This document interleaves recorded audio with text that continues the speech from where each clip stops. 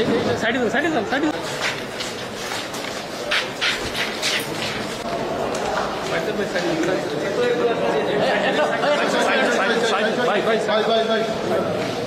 এটা সব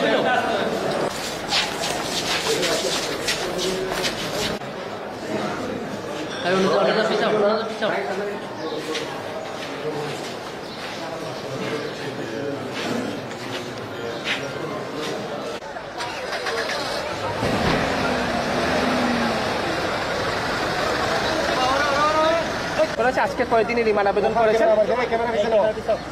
আমরা তাকে গ্রেপ্তার করেছি ঢাকা থেকে। ঢাকা ডিএমপি প্রোটেকশন বিভাগে সে কর্মরত ছিল। কনস্টেবল উজ্জ্বল সিংহ।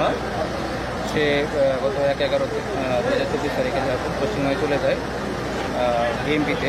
তো সেখান থেকে আমরা গত রাতে তাকে মানে কর্মরত অবস্থায় গতকালকে থেকে গ্রেপ্তার করে নিয়ে আসি আর কি আমরা। তো আসার পরে আজকে বিজ্ঞ আদালতে উপস্থাপন করলাম।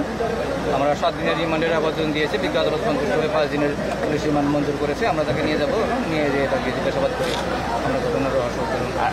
ম্যাজিস্ট্রেটের নামটা মানে বিচারকের নাম বিজ্ঞ আদালত হইল এটা আমলি আদালত 1 অতিরিক্ত chief division chief magistrate Abdul মনির।